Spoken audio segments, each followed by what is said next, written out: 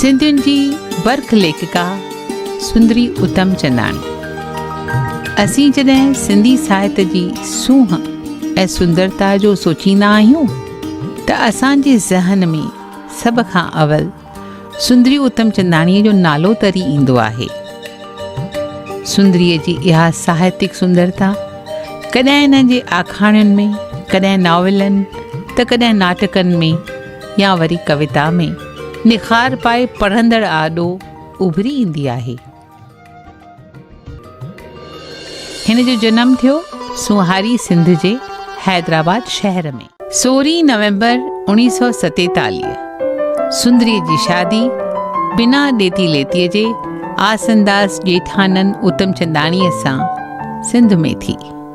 उत्तम मणिया न वरिता साहुरनि खां ऐं सुंदरीअ मणिया न पाता तन ते सॼी उमिरि। सुंदरीअ खे साथ मिलियो उत्तम जो। विरहाङे खां पोइ हिन जी पहिरीं कहाणी हुई ममता, जंग जे ख़िलाफ़। सुलह शांतीअ जी हिन कहाणीअ खे इनाम मिलियो 1952 में।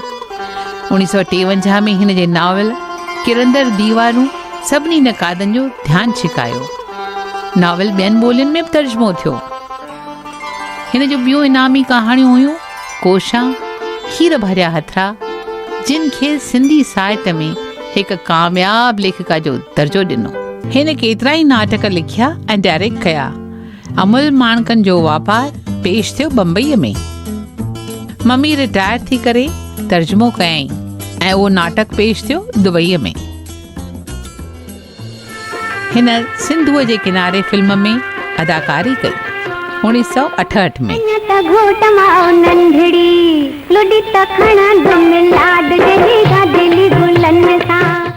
हिन केतिरनि ई नाटकनि में एक्टिंग कई ऐं इफ्टा जे मालनी ड्रामा में बि कमु कयो।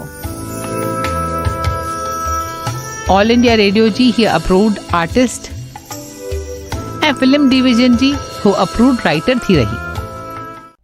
1964 में सुंदरीअ सिंधु नारी सभा जो पायो विधो, जा अॼु बि हली रही आहे।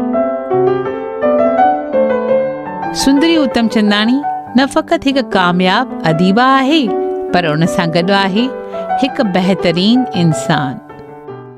सुंदरीअ जी साहित्यिक रचना जी क़दुरशनासी थी आहे। केतिरा ई सन्मान ऐं अवॉर्ड्स अता थिया आहिनि खेसि। नेहरू अमन इनाम 1978 में इंदिरा गांधीअ ॾिनो। अखिल भारत सिंधी ॿोली साहित्य सभा तरफ़ां इनाम ॾिनो वियो। साहित्य अकादमी 1986 में विछोड़ो किताब ते खेसि इनाम ॾिनो।